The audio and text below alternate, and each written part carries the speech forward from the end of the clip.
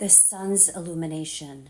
In the original I Ching, thousands of years ago, the ancients used the 64 hexagrams, the 64 frequencies, to track and harmonize with the forces of nature.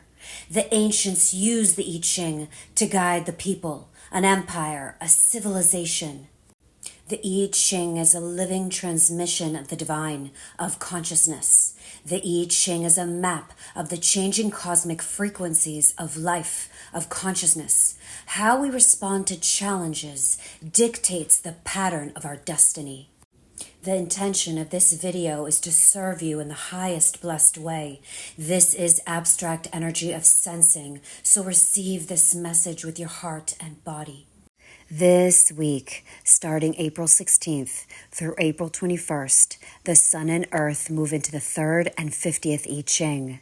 This week's wisdom is found in the 3rd I Ching, named Difficulty at the Beginning, the cosmic energy that brings a need to create order out of the chaos of a new beginning, a new venture into the unknown, offering us a transformation from chaos to a child's innocence. Will you find equilibrium, inner balance, as you take the first step into the unknown, the difficulty at the beginning? As you start to walk on the way appears. Rumi. This energy continues us in the quarter of initiation, a time period that we return as a witness to life. And once the mind accepts that the body is life, then purpose can be fulfilled through the mind, meaning we could find answers that bring action and forward movement. This time period represents a phase of personal development with the focus of self-discovery and defining one's purpose. The sun moving into the 3rd I Ching automatically activates the 50th I Ching, its programming partner, its earth, its opposite polarity in the mandala, the matrix of the Maya, the illusion. The energies are one. The earth is the manifestation, the grounding energy, what we see, and the sun is the illumination, the wisdom, what we be. The earth, the grounding energy, what we see is in the 50th I Ching, named the cauldron. Above fire, below wood. Spiritual nourishment. Wood feeds the fire and keeps it alive. Without this nourishment, the fire would soon die out.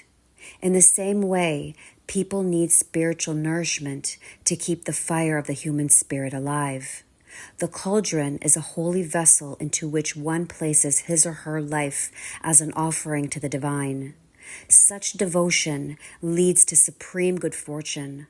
All good things proceed from this sacrifice. The 50th I Ching is tribal energy of defense, located in our splenic awareness center, intuitively guiding us in the now to protect and ensure life gets created for the community. The 50th I Ching, the shadow of corruption, is the victim of environmental disharmony and manifests as being overburdened or irresponsible.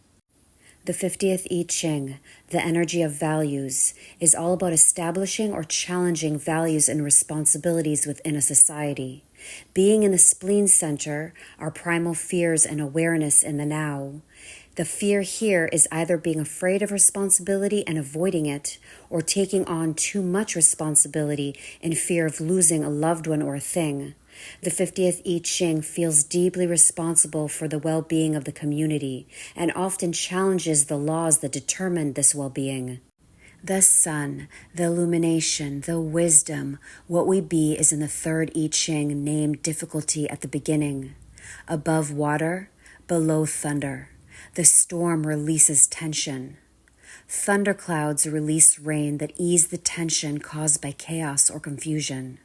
As a new undertaking begins, it sometimes takes a release of pent-up stress to push on to the next step. Thunder can't hold water above it. The rain must fall. In the storm's aftermath, new clarity will emerge.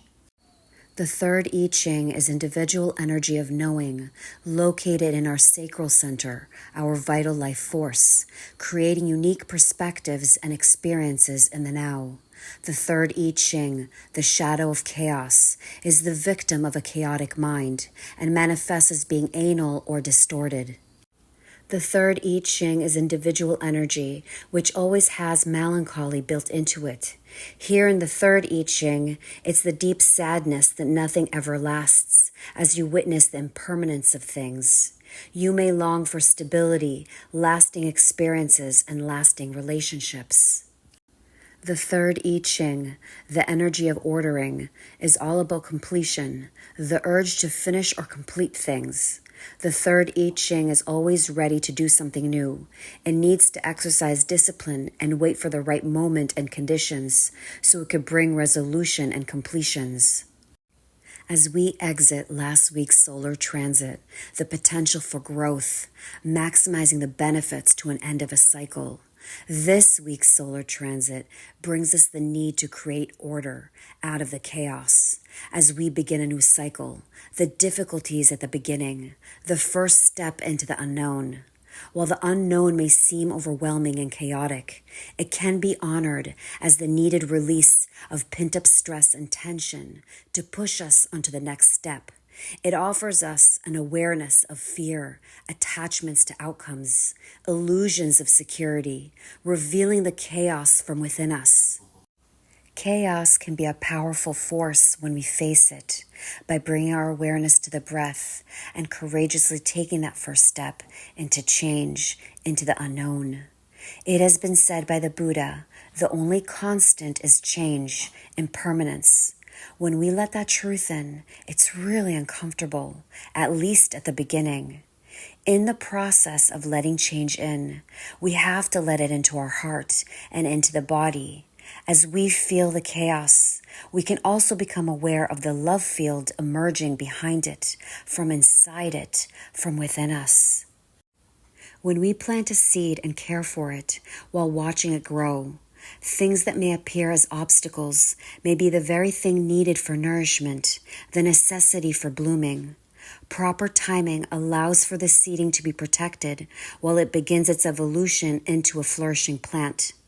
At times, we face what appears to the mind as obstacles, when in truth, the circumstances are merely breaking us open, setting us free to actualize and deepen our embodiment of truth.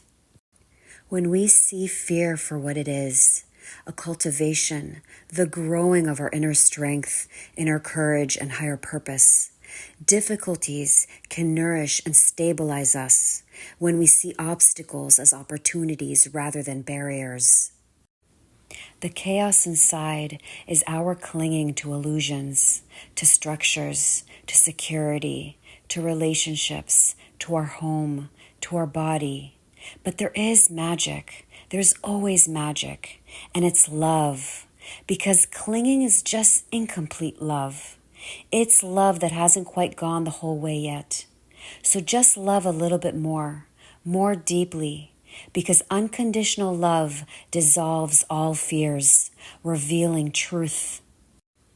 The collective global aura is here to respond. To heal and attune to universal flow and abundance, we surrender the need to initiate or react. If you're a manifestor aura, you're here to respond to your inner knowing. If you're a generator aura, you're here to respond to the outer world. If you're a projector aura, you're here to respond to recognition and invitation. If you're a reflector aura, you're here to respond to the cycles of the moon. This week's cosmic energy is grounded with intuitive equilibrium, inner balance, spiritual nourishment. Like the wood that feeds the fire and keeps it alive, we need spiritual nourishment to keep the human spirit alive. When we honor divine flow, divine timing, deepening our trust, we allow the structures needed for true mutation to settle into place. Our embodiment of our enthusiasm for change positively influences the world around us. When we hold a vision of our ideals and embody that truth, we transcend chaos or confusion and create order, so the new growth can bloom into something tangible for the world around us, for the highest good of all. Can you connect to the passion and purpose from within, to the fire of your spirit, while taking the steps into the unknown? The path ahead is new and has not been traveled yet. but holds the promise of transformation regardless of outcome. As you start to walk on the way appears roomy. Remember, love yourself and choose to be blessed.